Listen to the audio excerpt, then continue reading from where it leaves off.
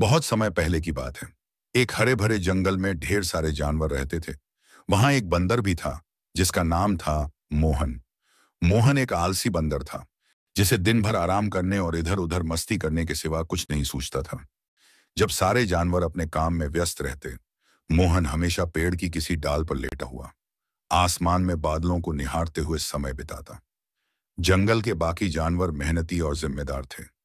चींटी, हाथी, लोमड़ी, खरगोश सभी अपने अपने काम में जुटे रहते। चींटियां दिन भर अपने भोजन के भंडार भरने में लगी रहती। हाथी जंगल की साफ सफाई करता और लोमड़ी अपने शिकार के लिए हमेशा सतर्क रहती। पर मोहन को इन सब कामों में कोई दिलचस्पी नहीं थी। वह अक्सर इन सभी जानवरों को देखकर हंसता और कहता, अरे, क्यों इतनी मेहनत कर रहे हो? जीवन का असली मजा तो आराम करने में है। देखो, मैं कितने आराम से यहाँ लेटा हूँ। दिन गुजरते गए और सर्दियों का मौसम करीब आ गया। जंगल में ठंड बढ़ने लगी और पेड़ों के पत्ते झड़ने लगे। सारे जानवर ठंड के लिए अपने अपने घरों की तैयारी करने लगे। चींटियां मेहनत से अपना भोजन जमा कर चुकी थीं। खरगोश ने अपने बिल को गर्म घास से भर लिया था और हाथी ने अपने पेड़ों के आसपास लकड़ियों का ढेर लगा लिया था, ताकि उसे सर्दियों में आग जलाने में कोई दिक्कत न हो। लेकिन मोहन ने अब तक कुछ भी नहीं किया था। वह सोचता था, अरे, ठंड ज्यादा दिन थोड़े न रहेगी, मैं तो वैसे ही बर्दाश्त कर लूंगा। लेकिन जब ठंड वास्तव में आ गई, तब मोहन को समझ में आया कि उसने कितनी बड़ी गलती की है। सर्द हवा के झोंकों ने उसे कपकपा दिया। वह जिस पेड़ पर रहता था, वहां अब कोई पत्ते नहीं बचे थे जो उसे ठंड से बचा सकें। मोहन ने इधर उधर देखा तो पाया कि बाकी जानवर अपने घरों में सुरक्षित थे।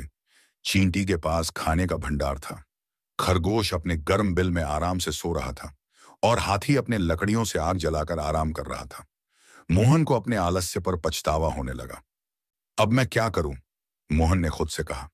वह सर्दी से कांपता हुआ एक पेड़ की डाल पर बैठा था। उसे अब कोई उपाय नहीं सूझ रहा था। उसने सोचा कि उसे अपने दोस्तों से मदद मांगनी चाहिए। वह पहले चींटी के पास गया और कहा, चींटी बहन, क्या तुम मुझे कुछ खाने को दे सकती हो? मैं बहुत भूखा हूं और ठंड में बुरा हाल है। चींटी ने जवाब दिया, मोहन, मैंने तो सारी गर्मियों मेहनत करके यह भोजन जमा किया है। तुम्हें भी तब मेहनत करनी चाहिए थी। अब मैं अपनी मेहनत का फल यूं ही नहीं दे सकती। मोहन निराश होकर वहां से चला गया और खरगोश के पास पहुंचा। खरगोश भाई, मुझे अपने बिल में थोड़ी जगह दे दो, मैं ठंड से मर जाऊंगा, मोहन ने करुणा भरे स्वर में कहा।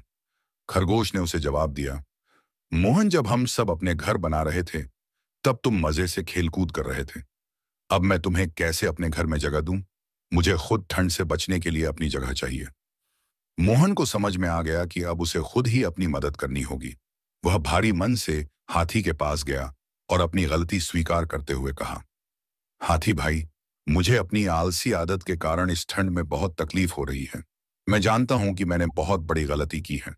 कृपया अगर हो सके तो मुझे कुछ लकड़ियां दे दो, ताकि मैं आग जला सकूं और ठंड से बच सकूं। हाथी को मोहन की बात सुनकर दुख हुआ।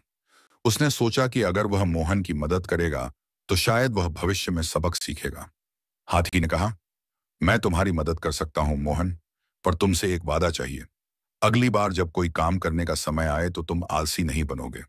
तुम मेहनत करोगे और अपनी जिम्मेदारियों को समझोगे। मोहन ने तुरंत सिर हिलाकर हामी भर दी। हाथी ने उसे कुछ लकड़ियां दी, जिससे मोहन ने एक छोटी सी आग जलाई और कुछ देर बाद उसे गर्मी महसूस होने लगी। वह आग के पास बैठकर अपने शरीर को गर्म करने लगा और सोचा, कितनी बड़ी गलती कर दी थी मैंने। अगर हाथी भाई मेरी मदद न करते तो मैं ठंड में मर जाता। सर्दियों के बाकी दिन मोहन ने हाथी की दी हुई लकड़ियों से आग जलाकर बिताए, लेकिन अब वह पहले जैसा आलसी नहीं रहा। उसने ठान लिया कि अगली बार वह मेहनत करेगा और अपने भविष्य के लिए तैयारी करेगा। जब सर्दियां खत्म हुईं और वसंत का मौसम आया, मोहन ने अपने दोस्तों के साथ मिलकर अपने लिए एक घर बनाया। उसने जंगल के बाकी जानवरों के साथ मेहनत की और अब वह सभी के साथ मिलकर खुशहाल जीवन बिताने लगा। उसकी आलसी आदतें छूट गई थीं और अब वह समझ गया था कि जीवन में आराम के साथ साथ मेहनत भी जरूरी है। मोहन का आलस भले ही उसे बहुत परेशानियों में डाल चुका था, लेकिन उसने अपनी गलती से सबक लिया और अपने जीवन को बेहतर